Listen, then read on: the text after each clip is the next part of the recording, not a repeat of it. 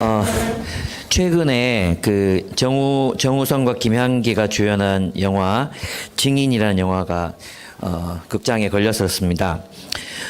그 영화에서 자폐아 역할을 했던 김향기는 사람들의 표정과 감정을 연결해서 해석할 줄을 모릅니다.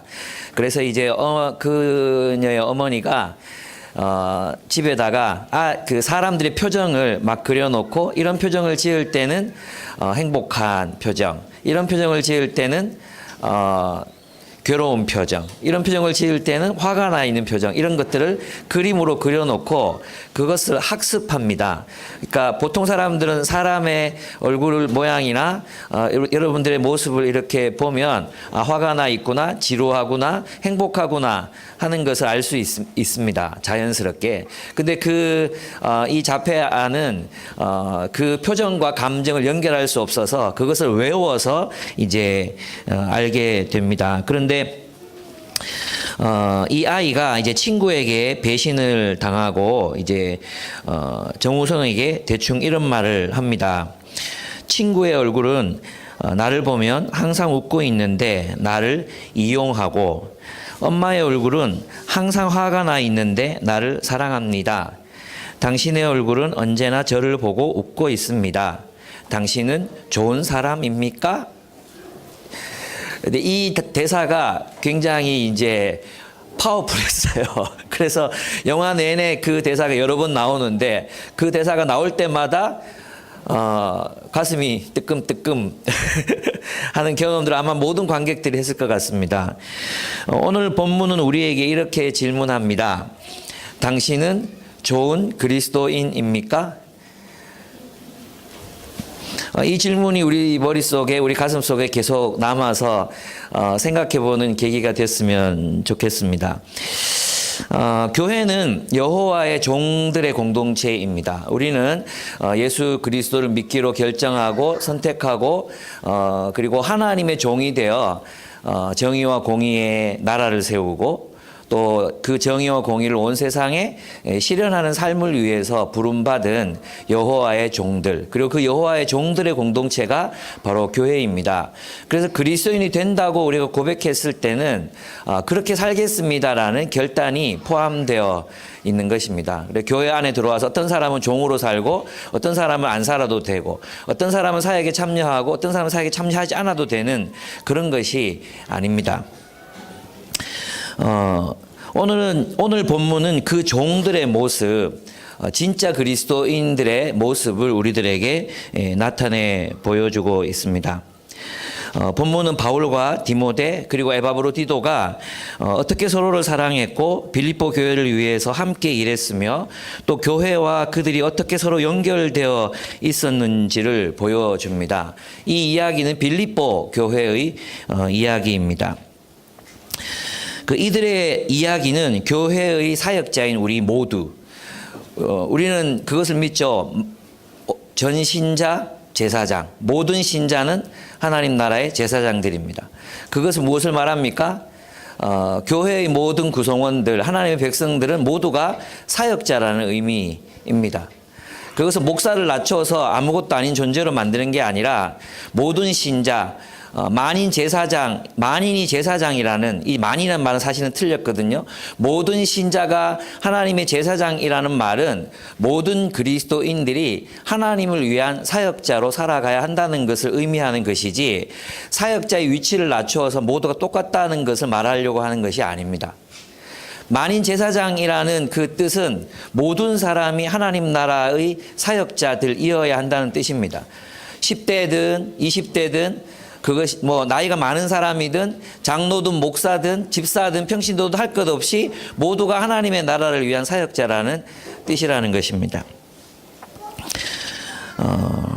그래서 이 빌립보서는, 이들의 이야기는 하나의 모델이 됩니다. 교회의 사역자인 우리가 서로 어떠한 관계를 맺고 또 서로 사랑하고 또 하나님의 나라를 살아가야 할 것인가 에 대한 이야기를 쓰고 있습니다. 이 본문은 하나님의 종들, 또 그리스도 예수의 종들인 우리가 어떻게 그리스도 예수의 종으로서 살아가야 하는지를 보여주는 그런 모범 사례와도 같은 그런 본문입니다. 우리가 지금 이번 달에 읽고 있는 덕과 성품이라는 스탠리 하우스의 역작에 이런 이야기가 나옵니다.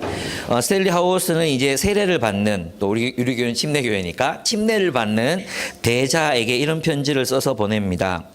대부모의 전통적 역할은 너에게 신앙의 이야기와 특별히 네가 세례를 받아 그 일원이 되는 교회 이야기를 들려주고, 그 다음 교회의 내 삶의 이야기를 들려주는 거야. 그렇게 해서 교회는 거룩하게 세워진단다. 이렇게 이야기하고 있습니다. 교회는 이야기의 공동체라는 것이죠. 오늘 본문도 가만히 들여다보면 이들이 어떻게 주 예수 그리스도 안에서 의미 있는 삶을 살아내었는가, 그들의 삶이 어떻게 고결하고 숭고했는가라는 평가가 무엇을 기준으로 평가되고 있습니까? 그들의 삶이 어떻게 빌립보 교회를 세웠는가, 사랑했는가, 교회와의 관련 속에서 그들의 삶이 평가되고 있다는 것입니다. 그래서 우리는 이것을 자주 망각합니다. 교회는 하나님이 세우신 새로운 사회이고, 이 이야기만은, 교회를 살아간 사람들의 이야기만이 영원할 것이라는 사실을 자꾸 망각합니다. 교회는 하나님 나라의 이야기를 살아간 사람들의 이야기를 보존하는 공동체인 것이죠. 많은 사람들이 그렇게 생각합니다. 하나님의 나라를, 그냥 하나님 나라라는 대의를 개인으로서 잘 살아갈 수 있다고 그렇게 믿습니다. 어떠한 공동체와의 연결, 헌신 없이도 하나님 나라를 살아낼 수 있다고 믿는 것은 사실은 거짓말입니다. 그러한 일은 일어날 수 없습니다. 한 사람의 생애는 그가 속한 공동체 이야기 속에서 평가받습니다. 우리가 침례를 받고 교회의 일원이 될 때 우리는 이 교회의 이야기에 참여하는 사람이 됩니다. 빌립보 교회가 1세기 빌립보에서 그리스도 예수를 위해서 살았던 종들의 그 이야기로 세워졌다면, 기쁨의 교회는 21세기의 세계를 주 예수 그리스도의 복음을 위해 살았던 사람들의 이야기를 간직하는 공동체여야 한다는 것이죠. 언젠가 우리는 우리 주 예수 그리스도 앞에 서게 될 것입니다. 여러분은 그에게 들려줄 이야기를 가지고 있습니까? 기쁨의 교회를 어떻게 살아내었느냐가 여러분의 이야기가 될 것입니다. 그렇지 않겠습니까?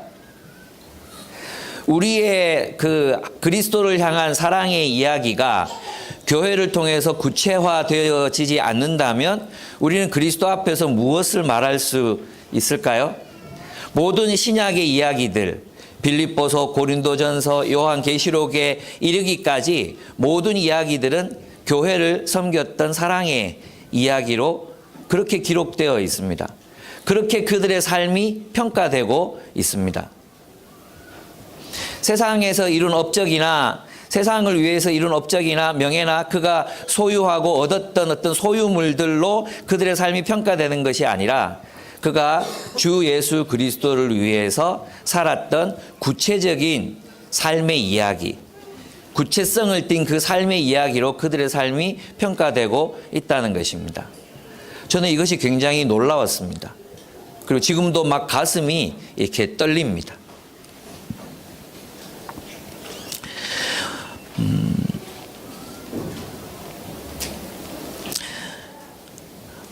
다시 한번 말씀드리면 언젠가 우리는 우리 주 예수 그리스도 앞에 서게 될 것인데, 우리가 그 예수님께 들려줄 이야기는 여러분이 속한 교회를 살아간 이야기가 될 것이라는 것입니다. 이것은 과장이 아닙니다. 왜냐하면 이 세상의 진짜 이야기는 하나님 나라 이야기, 즉 하나님의 백성들이 당대를 살아냈던 이야기가 될 것이기 때문입니다.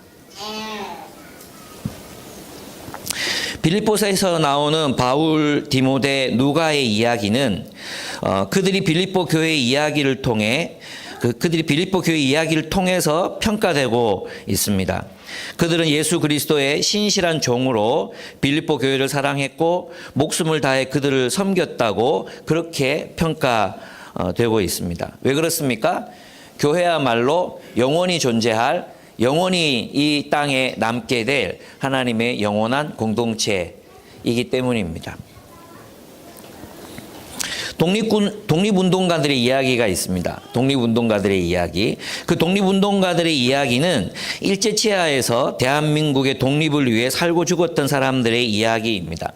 대한민국의 역사에서 그들의 이야기가 중요하듯이 하나님 나라에서는 하나님의 나라를 위해서 살았던 그리스도인의 이야기가 중요할 것입니다.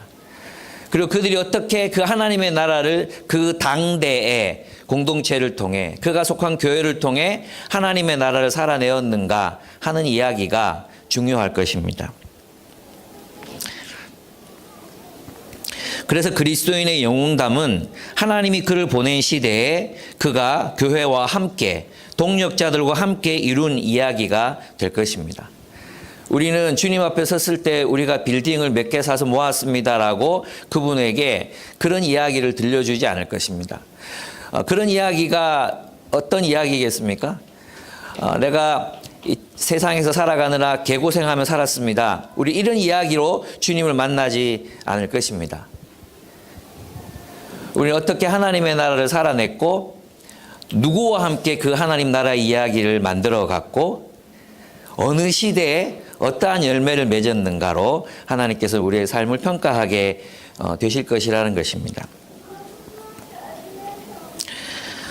그렇다면 우리는 오늘 질문해야 되는 것이 오늘날 우리의 삶은 과연 교회와 함께 또 이 동력자들과 함께 우리는 어떤 이야기를 생산하고 창조해내고 있는가 하는 것이죠. 빌립보서 이야기가 바울과 에바브로디도와 디모데의 이야기였던 것처럼 고린도 전서의 이야기들이 고린도 교회를 살아갔던 사람들의 이야기인 것처럼 그렇지 않습니까? 예. 그래서 오늘은 저와 여러분이 함께 당신은 좋은 그리스도인입니까? 이 이야기는 또 다른 말로 번역해 보면 당신은 좋은 동력자입니까? 하나님 나라를 위한 좋은 동력자입니까? 라고도 바꾸어 얘기해 볼 수 있다고 저는 믿습니다. 그래서 저는 오늘 본문을 통해 우리가 서로에게 여호와 하나님의 종, 그리스도 예수의 종으로서 좋은 동력자들로 하나님 나라를 위해서 살아가고 있는지를 질문해 보는 그런 시간이 되었으면 좋겠습니다. 오늘 본문에 나타나 있는 동력자로서의 이 에바브로디도와 디모데의 모습, 그 모습들을 한번 살펴봤으면 좋겠습니다. 첫째로 좋은 동력자는 진실한 메신저입니다. 진실한 메신저입니다. 19절을 보면 나는 주 예수 안에서 디모데를 여러분에게 곧 보내고 싶습니다. 그것은 나도 여러분의 형편을 알므로써 격려를 받으려는 것입니다. 이렇게 얘기했습니다. 바울은 디모데가 빌립보 교회의 형편을 잘 살펴서 바울에게 제대로 보고할 것을, 진실하게 보고할 것을 알았습니다. 또한 그 빌립보 교회의 바울의 마음을 잘 전달해 줄 것으로 믿었습니다. 그래서 디모데는 바울이 선택한 어떤 사람이었냐 하면 바울이 보는 방식으로 교회를 보고 또 바울이 말하는 방식으로 그들에게 말할 수 있는 그런 진실한 메신저가 바로 디모데였습니다. 그래서 여기 본문에 보면은 같은 마음으로 진심으로 이렇게 얘기하고 있는데 영어 이렇게 원문을 보면 같은 영혼을 가졌다는 표현으로 그렇게 사용되고 있습니다. 디모데는 바울과 한 마음 한 영혼을 가진 사람이었습니다. 그는 리더인 바울과 뜻을 같이 해서 빌립보 교회를 볼 수 있는 그런 좋은 리더였습니다. 바울이 디모데를 신뢰하고 이렇게 디모데를 보낼 수 있었던 이유가 무엇이겠습니까? 그것은 바로 디모데의 진실함에 있습니다. 바울이 디모데를 신뢰할 수 있었던 이유는 그가 진리 안에서 훈련된 관점을 가지고 있었기 때문입니다. 그는 진리 안에서 훈련된 관점을 가지고 있었습니다. 오직 진리로 훈련된 관점, 시각을 가진 사람만이 진실하게 볼 수 있고 진실을 발견할 수 있고 진실을 말할 수 있습니다. 그러나 거짓으로 형성된 관점을 가진 사람들은 그 교회의 빌립보 교회의 진실을 알아볼 수 없을 것입니다. 그죠? 그래서 어떻게 보고하겠습니까? 잘 지내던데요. 이렇게 이야기할 수 있습니다. 그가 만약 디모데가 잘 대접받고 막 이랬으면 잘 지내던데요. 잘 살아 있고요. 이렇게 얘기했을지도 모릅니다. 바울이 디모데를 신뢰할 수 있었던 것은 객관적 사실을 잘 바라볼 수 있는 사람이어서가 아니라 진리로 훈련된 그런 관점을 가진 사람이었기 때문에 그는 디모데를 신뢰하고 보낼 수 있었다는 거죠. 그러니까 이런 사람을 우리는 리더로 세워야 합니다. 에베소서 4장 15절을 보면은 이렇게 말합니다. 우리는 사랑으로 진리를 말하고 살면서 모든 면에서 자라나서 머리가 되시는 그리스도에게까지 다다라야 합니다. 스탠리 하우어스는 바울의 이 말을 빌어서 이렇게 말합니다. 우리는 진리 안에서 진실해질 수 있고 서로에게 진실할 때 서로의 지체가 되어 함께 그리스도의 장성한 분량에 이르기까지 자란다는 것입니다. 설교할 땐 단문을 써야 되는데 되게 좀 복잡해졌죠. 그리스도인은 언제 자라느냐? 진리 안에서 사랑 안에서 진리를 말하는 공동체가 될 때 서로가 진실한 서로의 관계 속에서 진실을 말할 수 있는 그런 공동체, 진리 안에서 그리스도 안에서 진실을 말하는 그런 공동체를 이룰 때 그 결과로 우리는 누구에게까지 그리스도의 장성한 분량에 이르기까지 자란다는 것입니다. 그러므로 성장의 비결, 성장에 우리가 그리스도에 이르기까지 자라나기 위해서는 무엇이 필요합니까? 소통이 필요합니다. 소통. 어떤 소통입니까? 그냥 서로 간의 감정을 확인하는, 서로의 마음을 확인하는 그런 소통이 아니라 진리 안에서 이루어지는 진실한 소통이 필요하다는 것입니다.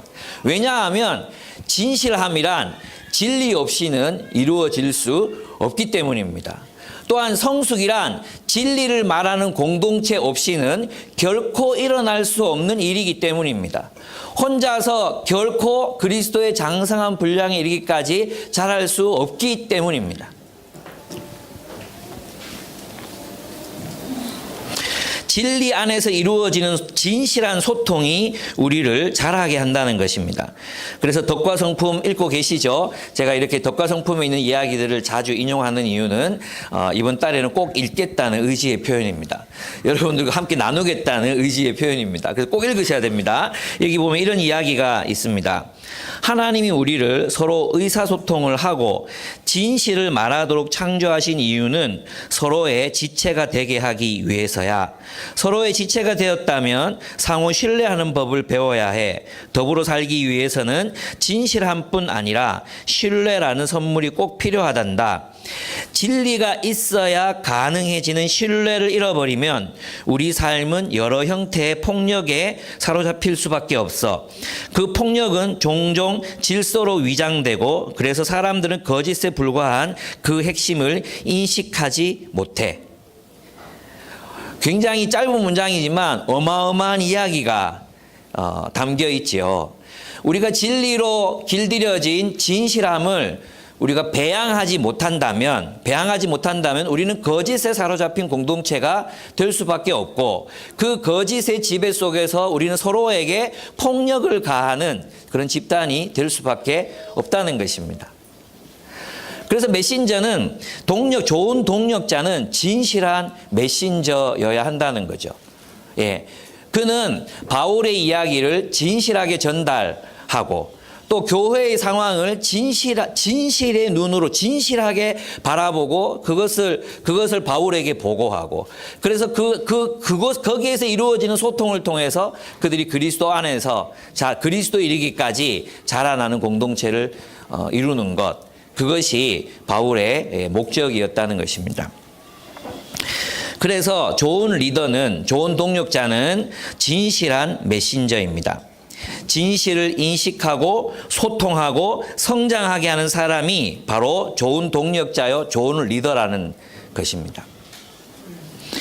거짓과 기만, 공동체 속에 있는 거짓, 기만, 아첨, 그리고 폭력, 잘못된 가르침, 이러한 것들을 분별해서 지도자와 함께 상의하고, 그리고 그 리더 또한 그 공동체에 하나님의 말씀으로 진실, 그들 안에 있는 진실을 파악해서 그들에게 하나님의 말씀을 가르치는 사람, 그런 공동체를 이룰 때 우리 안에 비로소 그리스도에 이룰 수 있는, 그리스도의 장성한 분량에 도달할 수 있는 그런 공동체를 이룰 수 있다는 것이죠. 그래서 좋은 동력자는 진실한 메신저가 되도록 노력해야 합니다. 그래서 함께 성경을 연구하고 그 말씀의 진짜 뜻을 알아가는 것이 얼마나 중요한지 모릅니다. 그리고 그것을 함께 배웠다면 멤버들에게 그 하나님의 말씀을 또한 잘 가르치는 사람이 되어야 합니다. 리더의 의도를 하나님 말씀에 비추어서 잘 전달할 수 있어야 합니다.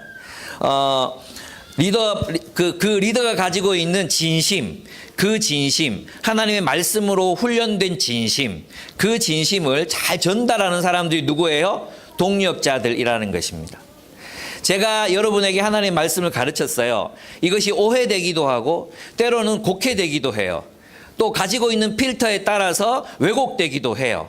그죠? 그랬을 때 그것을 올바르게, 바울의 의도는 이런 거야, 바울은 지금 이런 하나님 말씀을 가르치고 있어 라고 올바른 진실된 메시지를 전달해 줄 사람이 누구예요? 리더예요. 동력자들이죠. 근데 여러분, 제가 이제 공동생활 오래 하다 보면 그런 일들을 한 번씩 겪거든요.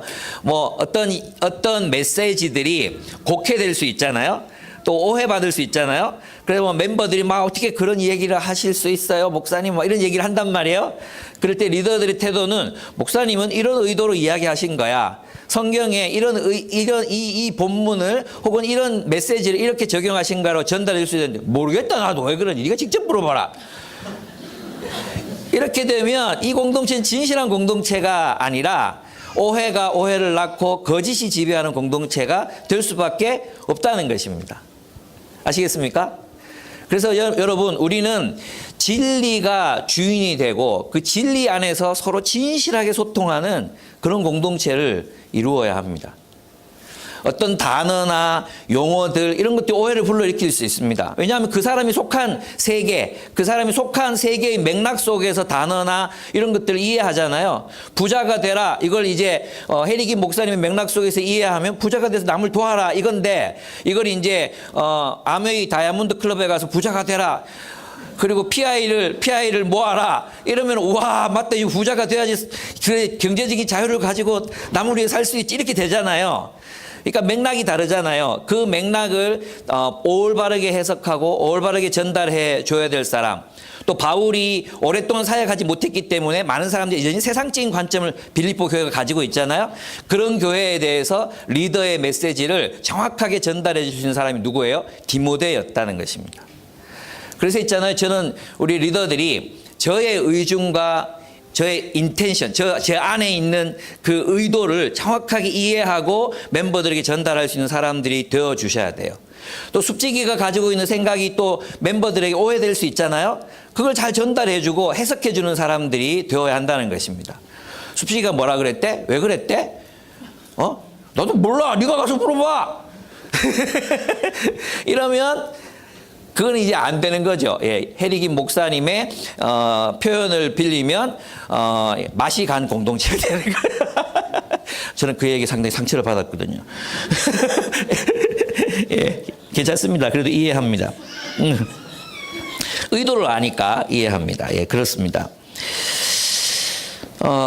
여러분은 진실한 메신저입니까? 우리가 진실해지기 위해서는 이건 솔직하다는 그것을 의미하는 게 아니에요. 우리의 관점과 우리의 시각과 우리의 생각이 또 인식의 틀이 진리를 통해서 변화되지 않으면 우리는 진실한 사람이 될 수 없어요.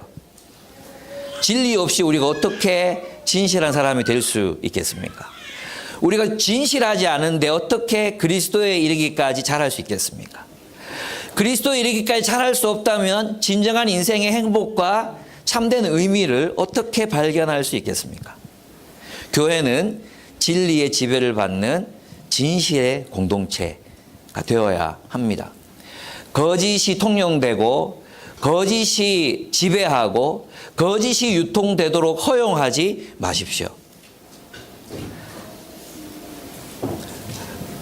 오직 진리로 그것을 판단하고 또 분별하는, 그래서 교회에 거짓이 발붙일 수 없는 그런 공동체 우리는 함께 세워가야 합니다. 이것을 저는 하나님의 말씀을 잘 전달하는 자로서 좋은 메신저가 되어야 하고, 하나님 의도는 원래 이거야 라고 저는 말해야 하고, 여러분들이 가르침 받은 대로 또 목사님의 말씀은 이런 뜻이었어, 이렇게 여러분 전달할 수 있는 좋은 리더가 되어야 하는 거예요. 예. 저한테 상처받았다고 막 그 말을 곡해하거나 그렇게 하시지 마세요. 아시겠죠? 예. 상처받은 사람도 없죠. 두 번째. 두 번째는 좋은 동력자의 우선순위는 예수 그리스도의 일이라는 것입니다. 20절에 보면 20절, 21절을 보면 나에게는 디모데와 같은 마음으로 진심으로 여러분의 형편을 염려해 줄 사람이 아무도 없습니다. 여기 뜻을 같이 하여, 이제 개역개정에는 뜻을 같이 하여 이렇게 되어 있죠. 이게 마음을 같이 한다는 말인데 21절에 보면 모두 다 자기 일에만 관심이 있고 그리스도 예수의 일에는 관심이 없습니다. 이렇게 되어 있어요. 그러면 그리스도 예수의 일에 관심을 가진다. 그리스도 예수의 일에 우선순위를 가진다는 것은 무엇을 말합니까? 20절하고 연결해 보십시오. 20절과 연결해 보면 진심으로 여러분의 형편을 살피는 것. 그게 뭐예요? 그리스도 예수의 일을 구하는 것이라고 이렇게 얘기하죠. 그래서 톰 나이트는 이것을 머리 대신 그리스도를 사랑하는 일, 머리 대신 그리스도를 섬기는 것은 꼭 그의 몸된 교회를 섬기는 일과 같다고 톰 나이트는 이야기하고 있습니다. 디모데의 우선순위는 그리스도 예수의 일이었습니다. 로마에서 많은 사람들이 예수를 믿었지만 바울과 함께 있었던 많은 사람들은 자기의 일에만 관심이 있었습니다. 그리고 그리스도 예수의 일에는 관심이 없었다고 바울은 표현하고 있습니다. 디모데에게는 그리스도 예수의 일이 자기의 일이었습니다. 그리고 디모데의 일은 곧 그리스도 예수의 일이었습니다. 20절, 21절을 연결해서 보면 그리스도 예수의 일이란 예수의 몸인 교회, 하나님의 백성들을 돌보는 것과 동일한 일이라는 것을 알 수 있습니다. 사실 디모데는 젊은 시절에 바울을 만났습니다. 루스드라라는 곳에서 처음 바울을 만났습니다. 바울이 루스드라라는 지방에 갔을 때 다리를 저는 지체 장애인이 있었습니다. 그 지체장애인을 기도로 고쳐 주었습니다.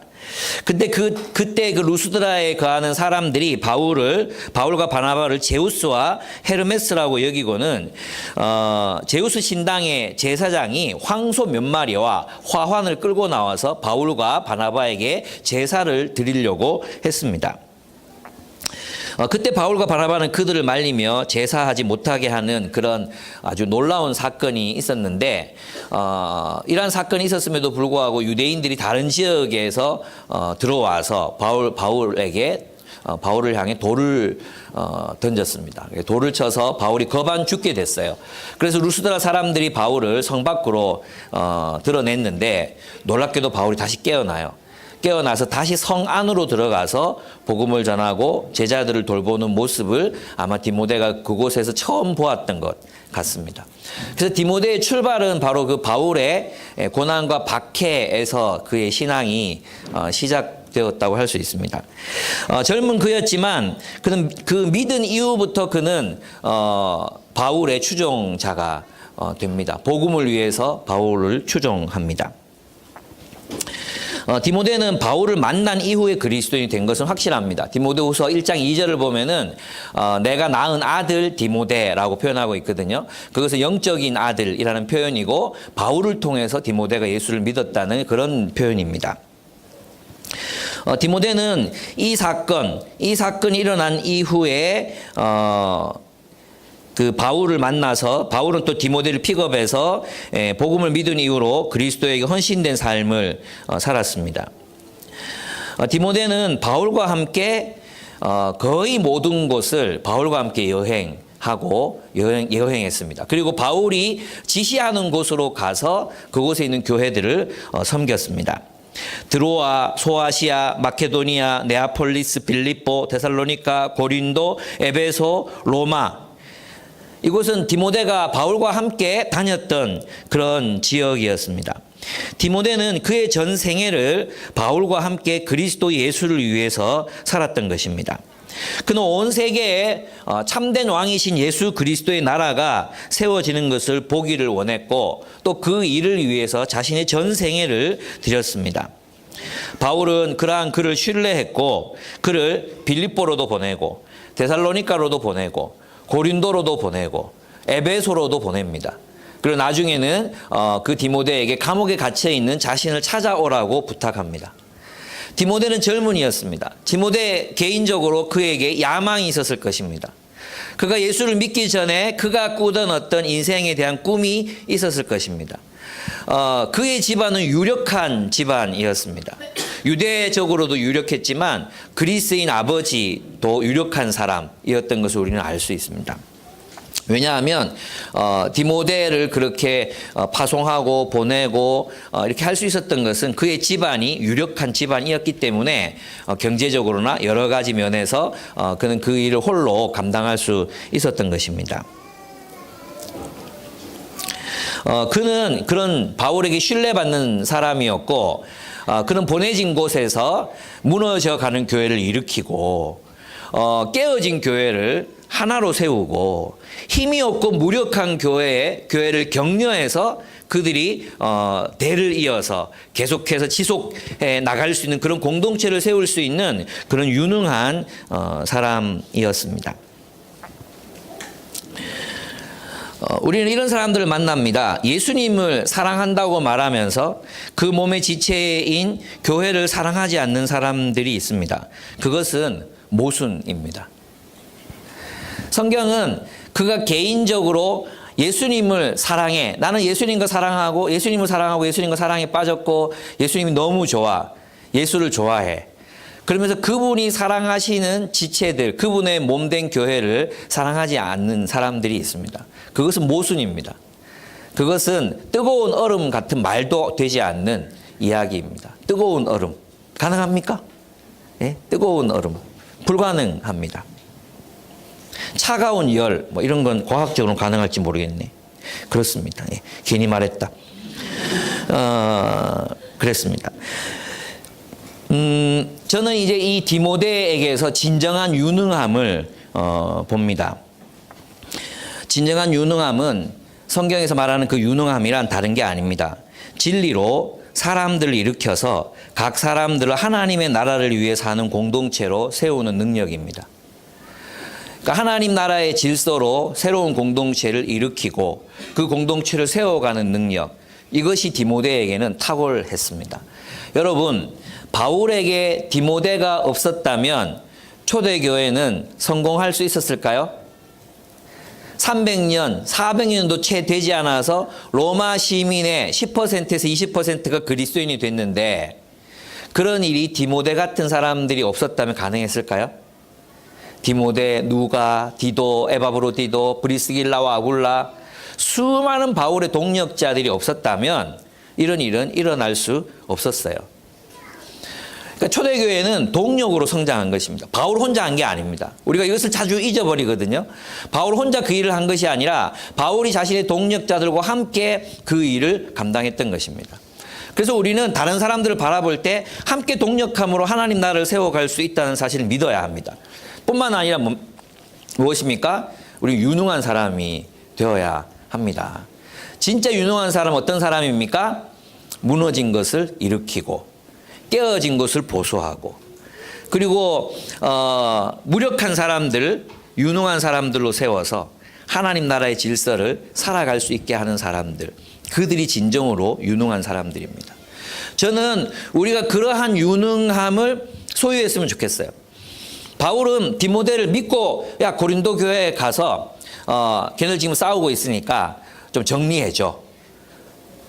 데살로니가 교회로 가. 걔들 아직 예수 믿은 지 얼마 안 되니까 어려. 걔들을 좀 일으켜. 가르쳐.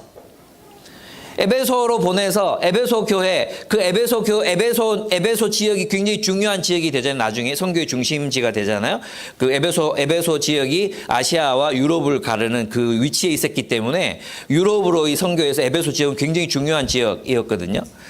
그곳을 맡깁니다. 예. 그리고 정말 말년에 진짜 외로울 때 바울은 감옥에서 디모데를 찾습니다. 바울은 유능한 사람이었습니다. 여러분, 우리는 우리의 직업적인 역량에 있어서도 탁월함을 발휘해야 되지만 우리는 그리스도인입니다. 그리스도인이 갖추어야 할 또 다른 유능함이 있습니다. 그 유능함은 공동체를 하나님 나라로 세우는 것입니다. 그 공동체를 샬롬의 공동체로 세울 때 그 샬롬의 축복이 함께, 그 샬롬의 축복을 우리는 함께 누리는 공동체가 되는 것입니다. 그곳에 사랑이 있고 의미가 있고 목적이 있고 나눔이 있고 기쁨과 즐거움이 있는 그런 하나님이 통치하시는 새로운 공동체를 함께 세워가는 것입니다. 여러분, 여기에 여러분 얼마나 유능하십니까? 여러분은 이 공동체를 세우는 일에 얼마나 유능성을 가지고 있습니까? 어떤 소그룹이든지 그런 거 있거든요. 우리는 있잖아요. 막 누가 이제 한 번씩 조개편하고 이러면 교회 난리가 나잖아요. 난리가. 그죠? 조마조마 난 거기 안 들어가야 되는데 막. 그죠? 그러면서 막 우리는 이 사람 못 받겠어요. 그 조장 밑에 못 들어가겠어요. 근데 디모데는 어떤 상황이든지 맡겨지면 순종하고 그 일을 해냈습니다. 어렸습니다. 나이도 어렸고 그랬습니다. 저는 우리가 좀 그런 모습을 좀 본받아야 되지 않을까 이런 생각이 들어요. 디모데는 자신을 공격해오는 사람들도 만나야 했고 자신을 반대하는 사람도 만나야 했고 또 자기가 좋아하는 사람들은 맞진 않았을 거 아니에요? 자기가 좋아하는 일만 하진 않았을 거 아니에요? 근데 우리는 하도 이제 세상에서 네 가슴이 시키는 일을 해라 그래가지고 교회에서도 가슴이 시키는 일을 자꾸 하려고 그래요. 예. 그거 죄예요. 우리는 가슴이 시키는 일을 하는 사람이 아니라 주님이 시키는 일을 하는 사람이에요. 그래서 앞으로 줬자고 그럴 때, 이 사람 도저히 못하겠어요. 그러면 안 돼요. 하나님 뜻이 있을 거 아니에요. 저는 그래서 이제 그런 리더, 아무나 맡으면. 제가 사실 좀 그랬거든요. 그런 사람이었거든요. 아무나 오면, 저만 만나면 변해요. 미안하다. 좀 강해지자 이거죠. 강해지자. 좀 강한 리더가 되자 이거예요. 좀 강한 리더가 되자. 좀 성숙한 리더가 되자. 좀 한계도 있고 그렇지만 우리 제 아내를 보십시오. 나이도 어리지만 나이 더 많으신 분들하고 같이 소그룹 같이 만들어 가고 행복한 공동체로 세워 가지 않습니까? 쉬운 사람도 아니거든요. 그래서 물론 이 장년분 너무 좋은 분들이에요. 제가 알아요. 하나님께서 그렇게 하신 거죠. 내가 더듬고 있지? 근데 누구에게 맡기면 그 공동체가 그렇게 살아나게 되는 게 있어요. 그죠? 저는 우리 교회 그런 분들이 많다고 생각해요. 예. 좀 그런 디모데처럼 좀 유능한 그리스도인, 유능한 리더, 그런 리더가 되면 좋겠다. 그런 생각이 듭니다. 또 세 번째 좋은 동력자는 헤리기 목사님의 표현으로 삶의 궤적으로 자신을 증명합니다. 22절을 보면 그러나 디모데의 인품은 여러분이 잘 알고 있습니다. 그는 자식이 아버지에게 하듯이 복음을 위하여 나와 함께 봉사했습니다. 이렇게 돼 있죠. 개역 성경에는 어떻게 돼 있어요? 디모데 연단을 너희가 안 하니 이렇게 돼 있습니다. 그죠? 연단. 그 연단 영어로 보면 뭐라고 되어 있어요? 캐릭터라고 되어 있습니다. 그래서 이 인품 혹은 연단 혹은 뭐 성품 이렇게 표현된 이 단어는 어떤 뜻이냐 하면 검증된 인격과 행동을 말하는 거예요. 그래서 연단을 안 하니 이 말은 뭐냐 하면 그의 인품은 우리는 인품 그러면 어떤 것을 생각합니까?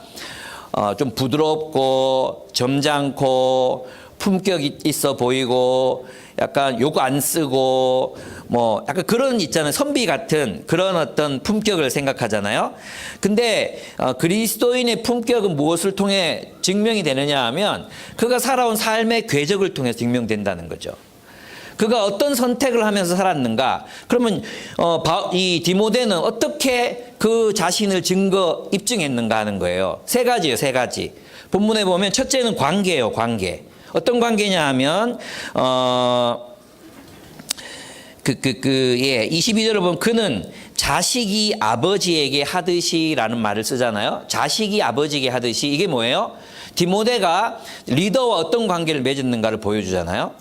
또 바울에게 헌신했기 때문에 디모데는 어디에 또 헌신합니까? 바울이 개척하고 세웠던 교회에 헌신하잖아요. 그 진실한 마음으로 그들을 케어했다 그랬잖아요. 이것이 디모데에게 검증된 것이었어요. 그러니까 우리가 하나님의 사람으로 하나님의 동력자로 하나님 나라를 위해서 살아가는 사람으로 검증된다는 것은 첫째는 우리가 관계에 헌신할 줄 아는가 이거예요. 자신의 리더에게는 리더답게 그를 대우하고 멤버들은 멤버들답게 사랑할 수 있는 사람. 그죠? 그게 검증됐다는 거예요. 디모데에게서 검증된 게 다른 게 아니라 그는 관계적으로 성숙한 사람이었습니다. 이것을 지금 바울이 이야기하고 있는 것입니다. 고대 사회에서 아버지는 어떤 존재입니까? 가업을 물려줄 존재였거든요. 그래서 아버지에게 배우지 않으면 자식은 가업을 이어받을 수가 없었어요. 그래서 아들들은 아버지 일을 배우기 위해서 아버지 곁에서 그가 하는 모든 일들, 일거수일투족을 다 배워야 했던 거죠. 그리고 아버지를 정말 상전으로 이렇게 모시고 섬기고 대접해드려야 했거든요. 그게 이제 이 디모데가 맺었던 관계라는 것입니다. 여러분은 그런 관계에서 의리 있는 사람들입니까? 여러분이 헌신했기 때문에 끝까지 그 의리를 지속시켜 나갈 수 있는 그런 사람들입니까? 디모데는 있잖아요. 그 젊은 나이라 그랬잖아요. 평생을 바울을 위해서 헌신하거든요. 저는 진짜 놀랍다는 생각이 들었어요. 저도 가만히 생각해봐요. 제가 맺었던 관계들 저는 정말 자부할 수 있어요. 제가 먼저 배신하고 버린 사람이 없었어요. 아침에 이것을 묵상하는데 너무너무 감사하더라고요. 하나님, 저는 제가 먼저 등을 보인 적이 없습니다. 그렇게 해주셔서 감사합니다. 다른 이들이 나에게 등을 돌린 적은 있지만 내가 그들을 실망시킨 적은 있지만 저는 그들에게 등을 보인 적이 없습니다. 감사합니다. 여러분, 우리가 서로에게 좀 그런 존재가 됐으면 좋겠어요. 우리 관계에서 좀 실망할 수도 있고 아플 수도 있고 때로는 싫은 소리를 들을 수도 있어요. 그죠? 이때 아버지가 일 시킬 때 자식한테 일 시킬 때 어떻게 시키는지 아십니까? 자녀들은 자기 아버지하고 일하기 싫어해요. 왜 그런지 아십니까? 자식이기 때문에 막 얘기하거든요. 그럴 거 아니에요. 그죠? 바울이 디모데를 가르칠 때 뭐 좋은 소리만 했겠어요? 뭐 바울의 성품으로 볼 때 분명히 좋게 했겠지만 정말 존중하면서 잘 했을 것 같아요. 근데 마가를 또 이렇게 거절하고 그럴 때 보면 단호하지 않습니까? 그랬어요. 그 관계, 디모데의 관계. 우리는 이런 관계를 맺을 줄 모르는 것 같아요. 그냥 나 혼자 대의를 위해서 살고 있으면 돼. 그게 성경에 어디 나온지 모르겠어요. 하나님 나라를 위해서 내 개인이 열심히 살면 돼. 그런 게 성경에 어디 나온지 모르겠어요. 우리가 관계에 헌신하지 않고 어떻게 하나님 나라를 살겠다는 거죠? 여러분, 리더들에게는 리더로서 예우하고 대우하고 배우셔야 됩니다.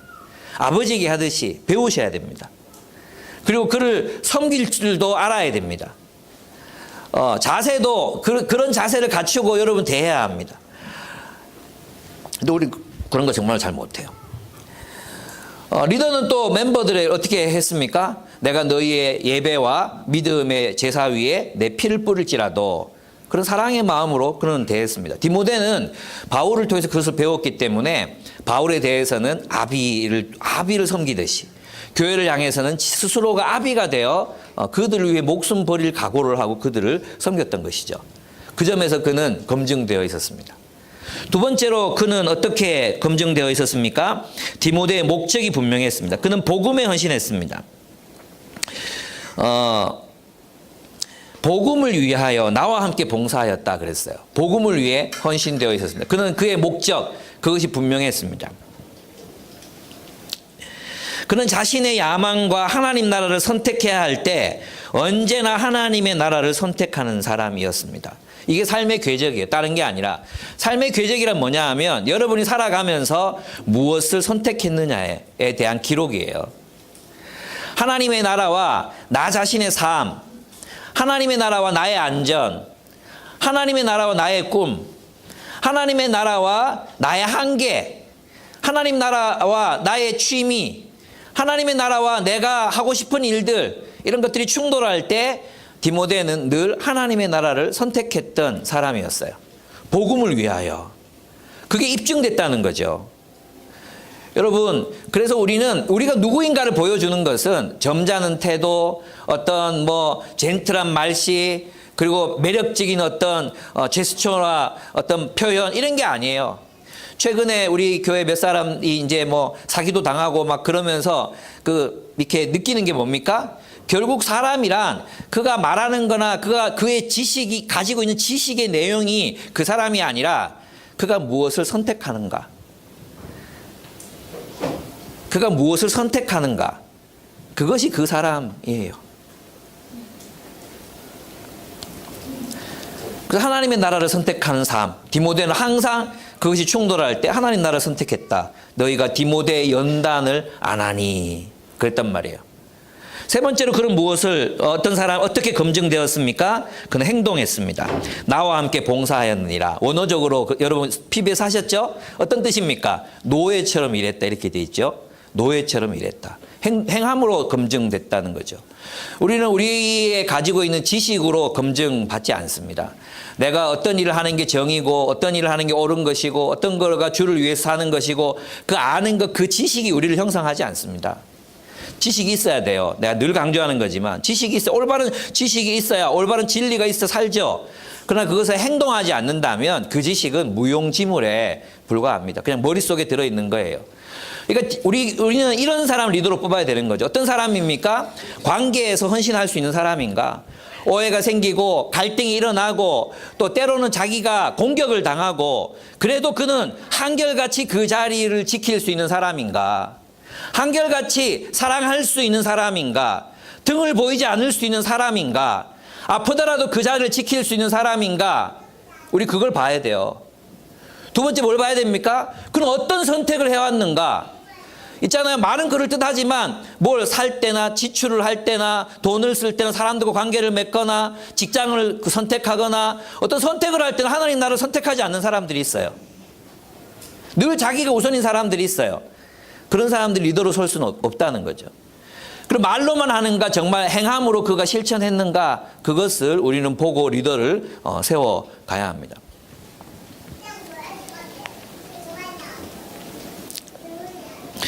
그렇습니다. 우리는 이렇죠. 디모데는 무엇으로 인정받았습니까?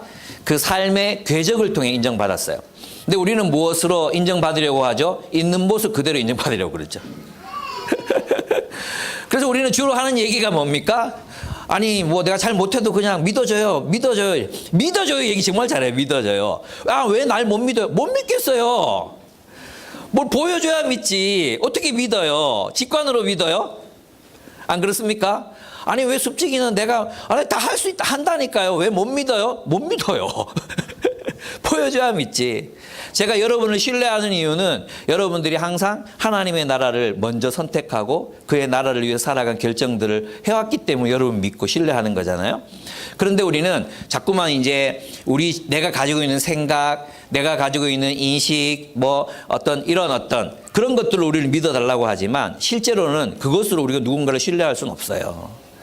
그래서 있잖아요. 교회에 이제 여러분이 처음 오셨거나 뭐 이렇잖아요. 근데 그런 걸, 우리는 모르잖아요. 그래서 인정을 받는 데는 시간이 걸려요, 시간. 그리고 저는 시간이 걸려야 된다고 생각해요. 우리 한국 사람들은요, 첫인상으로 사람 판단해요. 저 사람 좋다. 뭘 보고 그래? 인상 보고. 그 사람들이 전부 있잖아요. 제가 설교하러 가잖아요. 설교하러 가서 설교 끝나고 나면은 사람들이, 목사님 정말 인상이 좋으세요. 좀 선하신 것 같아요. 개뿔, 나 안 선해요. 아니, 그것 보고 어떻게 알아요? 저를 어떻게 알아요? 제가 어떤 사람인지 어떻게 알아요? 모르잖아요. 어떻게 그 사람이 살아왔는가를 보고 판단하는 거예요. 마찬가지예요. 여러분이 누군가가 있죠. 여러분이 신뢰하는 누군가가 여러분 실망시켰어. 실망할 수 있잖아요. 어떤 말, 내가 싫어하는 말을 했어. 내가 또 상처받는 말을 할 수도 있어. 그럴 때 여러분 꼭 기억해야 되는 게 뭐냐 하면 그 말 때문에 그 사람 전부를 부정하면 안 돼요. 그 사람이 어떤 삶의 궤적을 따라 살아왔는 사람인가를 보고 그 말을 평가하는 거예요. 그 사람의 역사를 보고 그 사람을 평가해야지 그 사람의 말 한마디, 그 사람의 첫인상, 제가 인상이 더럽네, 쟨 불쾌해, 이런 걸로 이제 사람 평가하면 안 돼요. 그런 면에서 우리 중국 사람들한테 좀 배워야 돼요, 중국 사람들한테. 한국 사람은 조금만 지나면 친구, 마이 프렌드, 이렇게 하잖아요. 그거 황당하거든. 제 필리핀 친구가 한 명 있어요. 찌푼이 같이 타고 다녔는데 저는 그 찌푼이 운전사 바로 뒤에 제가 타고 있었거든요. 근데 다 이제 한 2주 정도 같이 다니고 나서 이분이 갑자기 저랑 한 번도 대화도 한마디 안 해봤고 그랬는데 저보고 마이 프렌드 이래가지고 지금 친구 된 사람이 있어요. 저는 존중해요. 그분이 저를 친구로 삼겠다는 의지겠죠. 그래서 이제 하지만 저를 너무 좋아하니까 어떨 때는 부담스러워요. 예. 중국 사람들은 친해지는데 30년 걸린대요. 그건 좀 너무 긴 것 같아요. 완전히 신뢰하려면 30년이 걸린대요. 근데 우리 한국 사람들은 너무 빨리 사람들을 섣부르게 판단해요. 자기 기분, 자기 감정 이런 것들로 섣부르게 판단한다는 거예요. 그 사람의 어떤 그게 아니라 그 사람이 쓰는 용어나 스타일, 입고 다니는 옷, 표현 이런 걸로 그 사람 간단하게 평가해 버리거든요. 배울 게 없다. 들을 게 없다. 아니 무슨 대화를 나눠보지도 않았는데 저는 그런 태도는 우리에게 유익하지 않다고 저는 생각합니다. 그렇습니다. 그래서 좋은 동력자는 삶의 궤적으로 자신을 증명하는 사람입니다. 그래서 앞으로 우리가 숲에서나 교회에서 리더로 세우는 사람들이 이 세 가지 관계에 있어서 헌신할 줄 아는 사람인가, 늘 올바른 선택을 해온 사람인가, 그리고 그의 행동을 보고 그의 선택한 행동을 보고 사람을 세우는 것입니다. 또 우리도 그런 사람이 되어가야 합니다. 네 번째 우리는 좋은 동력자는 좋은 팔로워입니다. 22절 하반절 우리가 읽었던 본문, 그는 자식이 아버지에게 하듯이 그랬어요. 복음을 위해 바울과 함께 봉사했다 이렇게 되어 있습니다. 개역 성경에는 수고하였고라고 번역되어 있는데 이 봉사라는 단어, 이것은 노예처럼 일한다는 뜻이라고 말했습니다. 디모데는 바울과 함께 일하며 바울이라는 것을 보고 배웠습니다. 디모데는 바울의 오른팔이었습니다. 디모데는 바울이 가라고 하는 곳에 갔고 오라고 하는 곳에 있었습니다. 철저하게 디모데는 바울을 섬기는 그런 삶을 살았습니다. 그는 젊음을 바울을 통해 일하시는 하나님을 섬기기로 선택합니다. 여러분, 우리가 하나님 나라에 헌신한다고 할 때는 추상적이지 않습니다. 추상적으로 하나님 나라에 헌신한다는 뜻이 아닙니다. 우리가 하나님 나라에 헌신한다는 것은 하나님 나라를 살아가고 있는 교회 혹은 선교단체, 조직에 헌신한다는 뜻입니다. 우리가 하나님 나라에 헌신한다는 것은 그 하나님이 그 역사를 이루어 가시는 공동체, 그 자체에 헌신한다는 의미를 가지고 있습니다. 그 공동체 속에 있는 리더십, 그 리더십에게 헌신한다는 의미를 가지고 있습니다. 우리는 이런 생각을 많이 하거든요. 리더에게 헌신하는 사람, 그런 사람 우리는 뭐라고 부르죠? 꼬붕이라고 부릅니다. 그걸 무시하죠. 아이고. 그래서 주로 저도 많이 듣는 얘기가 뭐냐면, 목사님 주변에는 목사님한테 세뇌된 사람들밖에 없잖아요. 이런 얘기 자주 듣습니다. 그럴까요? 우리 리더들이 그렇게 무식할까요? 저는 제가 제 인생이 진짜 자랑스럽게 생각하는 게 뭔지 아십니까? 내가 이런 리더들하고 같이 일할 수 있다니. 이게 자다가도 생각하면 그냥 비실비실 아내가 가끔씩 저보고 뭐가 그렇게 기분이 좋은데? 그럼 물을 때서 아니 아무것도 아니야 이렇게 얘기는 하지만 그때는 대부분 제가 우리 리더들을 생각하고 있을 때거든. 아니, 너무 좋은 거야. 야, 아이 정말 좋다. 뭐 이런 거 있잖아요. 예, 진짜 그래요, 진짜.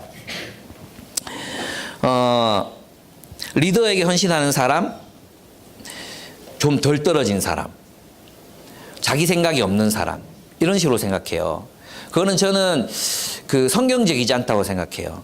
하나님 나라 일을 할 때는 그 리더와 동력할 줄 알아야 합니다. 오늘 한국 장로교회 폐해가 뭔지 아십니까? 장로 되면 목사를 견제하겠다는 결단과 결심을 합니다. 예. 나는 견제 세력이 되겠다. 목사의 독단을 막아야 된다. 이렇게 생각합니다. 예. 그리고 목사는 자기가 정말 친밀하게 이렇게 믿었던 사람들 장로로 세우고 나서 고립됩니다. 그 사람들에게 배신당하고 혼자 남습니다. 예. 그러면 이 목사의 마음속에는 뭐가 생기는지 아십니까? 사람은 정말 믿을 존재가 못 된다. 이러면서 홀로 외롭게 늙어 갑니다. 이건 성경적인 기독교가 아니잖아요. 그죠? 리더가 완전해야 리더를 따릅니까? 바울이 완전했습니까? 바울이 완전했다고 믿는 사람 손 들어 보십시오. 예. 우상 숭배자입니다. 바울 완전하지 않았습니다. 한계가 많았습니다. 네. 어쩌면 같이 일하기 힘들었을지도 모릅니다. 그래서 많은 사람이 떠나가잖아요. 예. 우리 헤리킴 목사님 교회에도 17년 됐는데 20명 남았다고, 수백 명이 왔는데 20명 남았다고 그렇게 우리 하는 얘기 들으셨지 않습니까? 어쩌면 좀 그런 스타일이었을지도 몰라요. 저는 바울은 훨씬 성숙했다고 믿지만. 그래요. 예. 완전해야 따릅니까? 아닙니다. 리더에게 완전을 요구하지 마십시오. 예, 여러분 리더가 하나님의 뜻대로 여러분 공동체를 섬기고 있고 그분이 성경적이고 그렇다면 토론할 수 있어요. 토론도 어른하고 토론할 때는 정중하게 해야 돼요. 정중하게 뭐 질문이 있습니다. 이렇게 겸손한 태도로 이렇게 토론할 줄 알아야 되는데 하여튼 이런 자세들이 우리한테 지금 많이 사라진 것 같아요. 리더로 세우고 아비같이 섬기고 이런 거 있잖아요. 그런 게 우리 별로 없어요. 예. 목사는 종이다 그러니까 막 하여튼 어떤 위치냐 하면 그 고용사장 같은 느낌. 그런 느낌으로 목사를 바라봐요. 그건 성경적이지 않아요. 여러분이 영적 유익을 누리려면 지도자와 좋은 관계 속에서 그와 좋은 관계를 맺고 많이 배워야 됩니다. 여러분에게 가르칠 게 없겠습니까? 예, 배워야 됩니다. 여러분 숲지기와 좋은 관계를 맺어야 됩니다. 내가 리더 됐으니까 숲지기 견제해야 돼. 독재를 막아야 돼. 그리고 하는 말마다 다 반대하고 막 반대편을 보세요. 그러고 다 알거든요. 왜 모르겠어요. 다 알아요. 다 겪어본 거예요. 그리고 같이 의논하는 건 괜찮은데 반대를 위한 반대 이런 건 안 됩니다. 제가 수련회 때 이제 헤리김 목사님, 저는 이제 이분을 참 존경하게 됐어요. 그가 살아온 삶의 궤적을 볼 때 참 진실함, 진정성이 저는 느껴졌거든요. 그래서 뭐 여러 가지 이제 대화해보고 싶은 부분은 많아요. 그래서 좀 더 친해지면 그분의 신학적인 그 토대와 한번 자유롭게 한번 토론을 해보고 싶다. 이런 마음은 들었어요. 근데 제가 놀랐던 건 뭐냐 하면 그 헤리기 목사님하고 함께 왔던 그 이란 사람 비슷하게 생긴 선교사님 있었잖아요. 저는 외국인인 줄 알았어요. 신장 위구르 지역에서 왔나? 약간 그런 생각했거든요. 근데 이제 한국인 선교사님인데 전 세계에 자기 매장을 가지고 있고 그 매장에 선교사님들을 고용해서 실제로 이제 일자리와 또 그분의 생계 그리고 선교를 책임지고 있는 일들을 하고 계시더라고요. 이분이 이제 이분의 사업체 1,000명이 넘는 종업원들이 있고, 전 깜짝 놀랐던 게 뭐냐면 중국에 있는 그리스도인들이 선교를 위해서 터키로 15가정이 이주하려고 가서 막 이렇게 찾아보고 있고, 장기적으로 2,000명이 이주한대. 2,000명을 이주시킬 자신감이 있더라고요. 그래, 나는 이게 가짜가 아니구나. 이 양반들이 가짜가 아니구나. 그걸 제가 느꼈어요. 흐름하게 봤는데, 흐름하게 보면 안 되겠다. 이런 생각을 했어요. 근데 제가 진짜 놀랐던 게 뭐냐 하면, 우리가 이제 그 분하고 2시간 정도 대화할 시간이 있었거든요. 그때 아내가 물었어요. 어떻게 헤리김 목사님하고 같이 함께 하시게 됐습니까? 뭐 함께 하시면서 힘든 일 없으셨어요? 이렇게 질문을 했거든요. 선교사님이 대답했어요. 목사님 대단해요. 초창기에는 막 얼마나 야단을 많이 맞았는지 막 정신이 다 나갈 정도로 야단을 많이 맞았대요. 또 막 까다롭고 막 입맛도 까다로워가지고 맛있는 거 안 사주면 삐지고 막 이거 녹화돼도 안 보겠지. 설마 보겠나? 그리고 한 번은 중국인 제자를 데리고 집을 방문했는데 1시간 반 동안 문을 안 열어주더래요. 그래, 제자를 데리고 갔는데 자기는 그래도 자기 친한 분이라고 아주 좋은 분이라고 이렇게 한국에 데리고 갔는데 문을 안 열어주는 거예요. 그 얼마나 무안했겠어요. 그 생각하시 얼마나 무안했겠습니까? 그래 너무 우리도 왜 안 열어주셨대요? 그렇게 물으니까 그냥 안 열어줬대요. 세상에 이렇게 괴팍한 사람이 어디 있습니까? 그러면서 그분이 하시는 말 제가 얼마나 곤란했겠어요?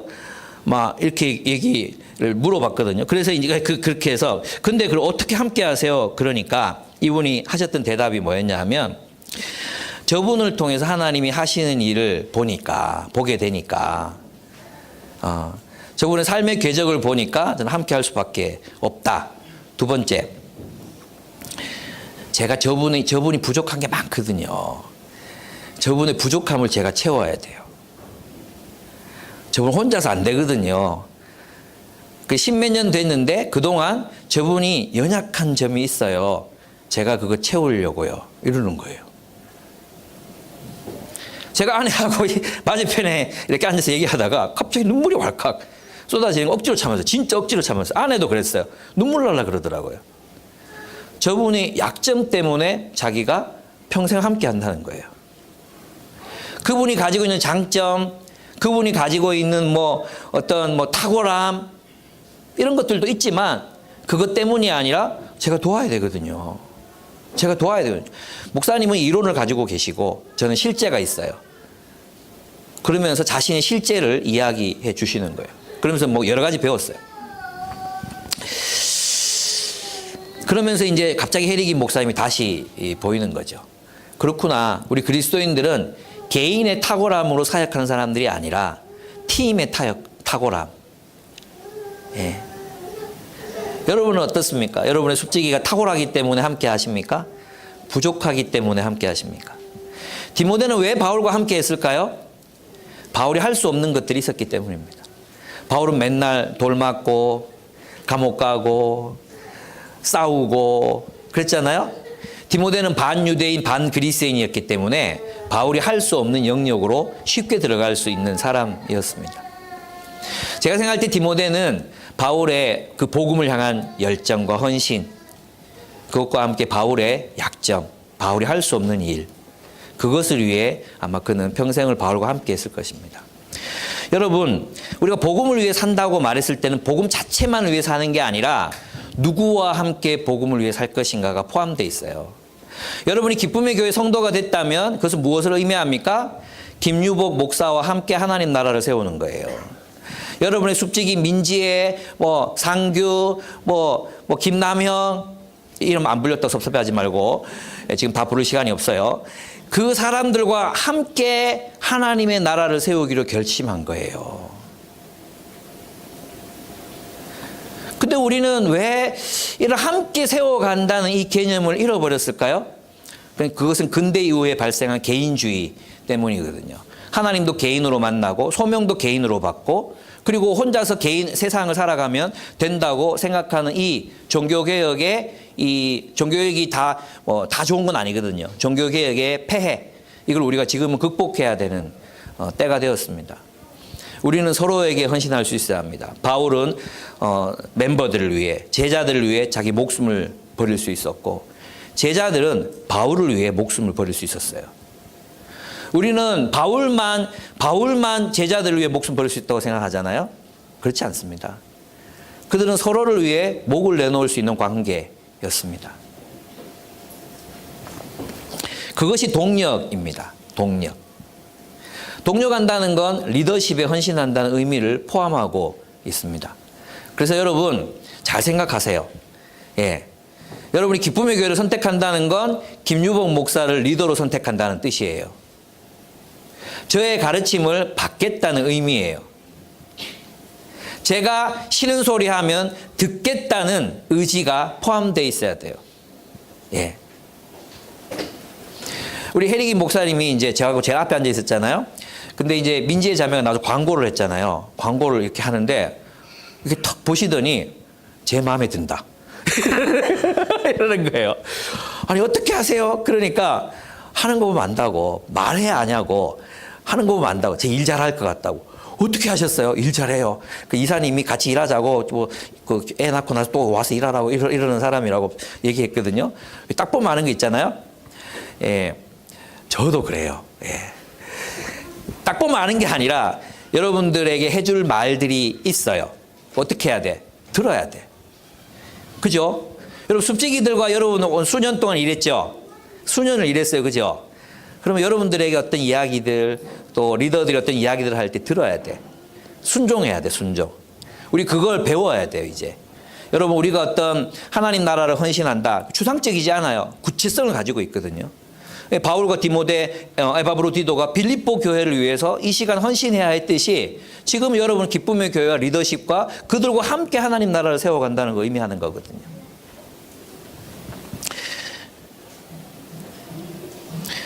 그래서 여러분, 여러분 앞으로 이제 누군가에게 얘기를 할 때, 그런 얘기 할 수 있으면 좋겠어요. 여러분은 저를 스승으로 여기십니까? 한 명밖에 없네. 여러분 저를 스승으로 여기십니까? 예, 예. 어디 가서 얘기하세요. 저는 기쁨의 교회에서 김유봉 목사님한테 배웁니다.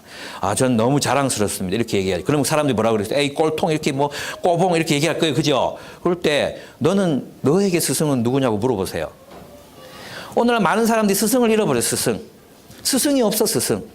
동기밖에 없어, 동기. 스승이 없어요. 스승이 없는 인생은 불행한 것입니다. 여러분 그래서 여러분의 자녀들을 위해서도 기도하셔야 돼요. 하나님 우리의 자녀들이 때가 됐을 때 정말 훌륭한 스승을 만나게 해주십시오.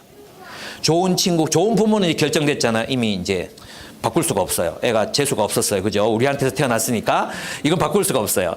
그러나 이제 바꿀 수 있는 것들이 있어요. 뭐 있어요? 하나님 좋은 친구 만들어 가게 해주십시오. 그거는 이제 우리 교회가 좋은 공동체 세워가면 좋은 친구 만들어지는 거죠. 그죠? 그리고 또 이들에게 하나님 좋은 스승을 붙여주십시오. 그리고 좋은 배우자 만나게 해주십시오. 좋은 배우자, 좋은 스승, 좋은 부모는 인생을 살아가는데 가장 중요한 세 가지 요소입니다. 네.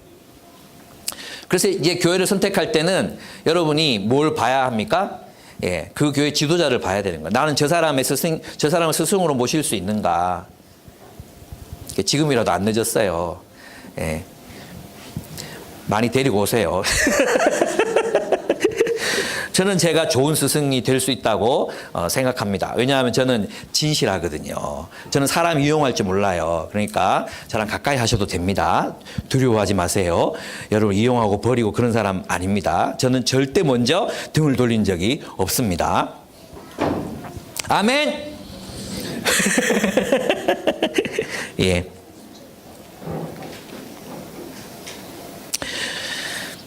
그래서 저는 좀 이런 얘기도 드리고 싶어요. 이제 디모데가 바울의 마음을 기쁘게 했잖아요. 바울의 마음을 기쁘게 해 줬잖아요. 예, 그런 존재가 좀 될 필요가 있는 거죠. 우리 서로가 서로에게. 예, 여러분은 여러분의 숲지기를 근심케 하십니까? 아니면 기쁘게 하고 계십니까?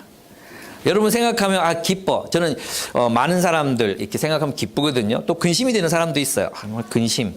예. 기쁨을 주는 그런 리더들 되면 좋겠습니다. 그 다음에 좋은 동력자는 자신의 임무에 최선을 다합니다.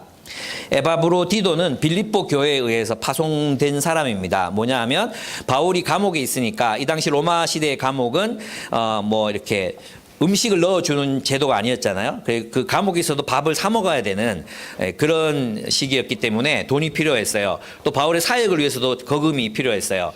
그래서 이제 바울을 위해서 빌립보 교회가 헌금을 해서 맡깁니다. 누구에게 맡깁니까? 에바브로 디도에게 맡깁니다. 이거는 에바브로 디도가 생업을 잠시 떠나도 먹고 살 수 있을 만큼의 부가 있었다는 것을 말해 줍니다.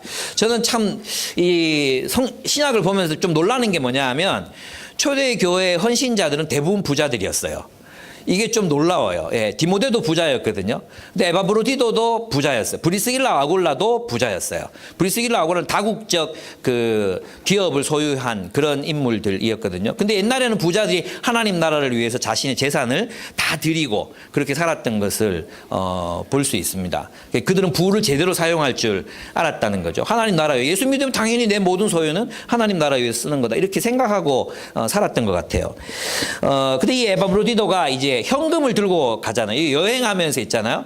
왜 그 여행할 때 현금을 맞는 사람이 있잖아요. 부담이 어마어마하거든요. 이거 뭐 털리면 어떡하나, 이거 누가 가져가면 어떡하나, 그죠? 근데 에바브로디도가 그 돈을 들고 바울을 찾아가는데 그 길이 40일 걸리는 길이거든요. 쉬지 않고 가야 40일 걸리는 길이었기 때문에 그 가는 과정 가운데 그가 병이 들었는지, 바울을 만나고 난 뒤에 병이 들었는지 모르겠지만 그 죽을 병이 걸렸어요. 그리고 이 병은 어떤 그 육체적인 어떤 감기라든지 뭐 외상이라든지 이런 걸 표현할 때 쓰는 단어가 아니에요.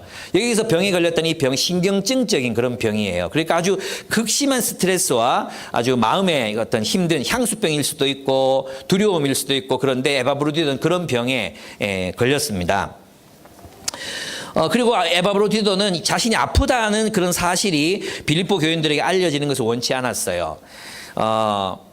주를 위해서, 이렇게 에바브로디도 입장에 생각해 보면 내가 주를 위해서 이렇게 돈 가지고 이렇게 갔는데 병이나 걸리고 이제 죽는구나, 이러면 되게 원망스러울 것 같죠. 그리고 약간 알려지는 거 원하지 않을까요? 내가 주를 위해 지금 죽어가는 걸 너희들이 알았으면 좋겠다. 내가 얼마나 고생했는지 알겠나? 뭐 이런 거 좀 알아주고 싶지 않습니까? 내가 주를 위해서 이런 만큼 했다. 이거 말하고 싶지 않습니까? 근데 에바브로디도는 그것을 거부합니다. 참 이게 사람의 인정은 이 초대교회 사람들한테는 별로 중요한 것이 아니었던 것 같습니다. 얼마나 힘들고 고생했으면 병에 걸려 죽을 뻔 했겠습니까? 그에게 주어진 임무가 그의 역량에 비해서는 무거운 것이었음이 분명합니다. 그에게 주어진 그 임무가 자신이 감당하기 체력적으로나 정신적으로 굉장히 힘든 그런 일이었던 것 같습니다. 사실 우리가 하는 모든 주의 일들이 사실은 우리의 능력을 벗어나는 일들입니다. 그렇지 않습니까? 제가 23살 때부터 설교했습니다. 23살 때. 23살 때부터 설교를 했어요. 그리고 30 되기 전에 굉장히 큰 지부의 간사가 됐어요. 33살, 4살 때 뭐 동아시아에서 제일 큰 지부 뭐 일을 맡았었어요. 지금 생각해 보면, 정말 지금 생각해 보면 내가 그 일을 하면 안 됐을 사람이었어요. 뭐가 준비되어 있었겠습니까? 제가 하는 설교는 박영돈 목사님 설교 뺏겨서 하는 거였고, 뭐 그럴 수밖에 없어. 내가 아는 게 있어야지, 그죠? 그리고 하나 있는 건 열심히 있었어요. 열심. 그래서 사람들 만나고 하나님 나라 위해서 살자 뛰어다니고, 그래서 제가 1년에 운동화를 몇 켤레를 갈아 신는지 몰라요. 뭐 늘 뛰어다녔던 것 같아요. 여러분, 하나님이 일을 한다는 건 모든 일이 우리의 역량을 벗어나는 일이에요. 우리의 역량에, 내가 지금 교회를 이렇게 하고 뭐 전국을 다니면서 설교하고 이게 저의 역량에 맞는 일이라고 생각하십니까? 저의 역량을 훨씬 벗어나는 일이에요. 근데 우리는 무엇을 믿음으로 하는 겁니까? 내게 능력 주시는 자 안에서 내가 능치 못할 일이 없느니라. 그거 하나 믿고 하는 거죠. 그래서 헌신하는 일에는 용기가 필요해요. 왜냐하면 자신의 한계를 넘어서는 일을 해야 되기 때문에. 어떻게 우리가 하는 일로 사람이 바뀝니까? 어떻게 우리가 하는 일로 이 땅에 하나님 나라가 세워집니까? 어떻게 우리가 하는 일로 사람이 리더로 세워지고 하나님 나라가 이루어지고 이런 일들이 일어납니까? 불가능한 일이에요. 우리가 하는 모든 일은 다 우리의 역량을 벗어나는 일입니다. 하나님 나라의 일들은 그런 것입니다. 그러니까 하나님은 우리의 한계를 벗어나는 일을 맡기시는 분이세요. 그리고 누구를 의지하게 하십니까? 하나님을 의지하게 하십니다. 내게 능력 주시는 자 안에서 내가 능치 못할 일이 없느니라. 용기가 필요해요. 그 용기는 주님을 향한 신뢰. 그 신뢰에서 나오는 거예요. 주님이 맡기셨으니 주께서 능력을 주십시오. 주님이 맡기셨으니 주님이 나와 함께 해 주십시오. 그 믿음에서 용기가 나오고 헌신이 나오는 것입니다. 그래서 그리스도인은 자신의 역량을 바라보고 헌신하는 게 아니에요. 그리스도인은 자기 안에 있는 어떤 기능, 자기 안에서 잘할 수 있을 것 같은 일을 선택해서 하는 게 아니에요. 여러분, 소그룹 리더는 무슨 뭐 쉽게 할 수 있고 멘토링은 쉽게 할 수 있는 일입니까? 아니에요. 멘토링 통해서 그가 나에게 예수에 대해서 물어오고 내가 강요할 수 없잖아요. 교회 가자 강요할 수 없잖아요. 예수에 대해서 물어오게 하고 그의 삶에 어떤 의미 있는 변화가 일어나는 일들 불가능한 일이에요. 불가능한 일. 그죠? 모든 일이 그래. 모든 영적인 일, 모든 교회 일이 그래. 그러니까 우리는 뭐 해야 돼? 순종하는 거예요. 순종. 주님이 원하시면 내가 이 일을 하겠나이다. 또 때로는 주님이 원하시면 하지 않겠나이다. 이 자세가 중요한 거예요. 주님이 원하시지도 않는데 우리는 막 하려고 하고 막 그럴 때도 있잖아요. 왜 나를 무시해? 뭐 이 정도는 할 수 있어. 그럴 수도 있잖아요. 그 둘 다가 로드십이 중요한 것입니다. 그렇습니다. 여러분, 우리는 한계를 넘어 복음을 위해 살겠다는 용맹한 결단을 내립시다. 그리고 뭐 어차피 다 죽을 건데 기왕이면 우리가 직장 생활을 해도 주를 위해 하고 또 교회를 섬겨도 주를 위해 하고 영 다 죽을 거잖아요. 우리 영생할 사람 손 들어보세요. 이 땅에서 영생할 사람 없죠? 뭐 장기 갈아 끼우면서 나는 영원히 여기서 살겠습니다. 그런 사람 없죠? 우리 다 죽을 거예요. 그러면 기왕 한번 죽는 인생 주를 위해 온전히 살아보자. 그리고 기왕이면 내 역량을 하나님 극대화시켜 주십시오. 하나님 나의 리더십과 나의 영향력을 키워주십시오. 내가 주를 위해 살고 싶습니다. 그렇게 기도하는 게 맞지. 저는 못해요. 못해요. 알아요. 우리 다 못해요. 누가 할 수 있겠어요. 그런데 1달란트 받은 사람이 순종했을 때 2달란트가 되고 2달란트 받은 사람이 순종했을 때 4달란트가 되고 4달란트? 예. 그리고 5달란트 받은 사람이 순종했을 때 5달란트가 되는 거예요. 저는 우리가 이것을 믿고 자신의 역량을 키워갔으면 좋겠습니다. 저도 그랬거든요. 근데 저도 어느새 이렇게 자라 있는 저를 발견해요. 그리고 앞으로 더 자랄 것 같아요. 그게 무엇입니까? 순종에서 나오는 것입니다. 예. 공동체가 필요하고 사람들이 우리에게 일을 맡길 때 내가 순종하겠습니다. 주님 능력 주십시오. 이런 태도가 우리에게 필요합니다. 예, 함께 기도하겠습니다. 찬양.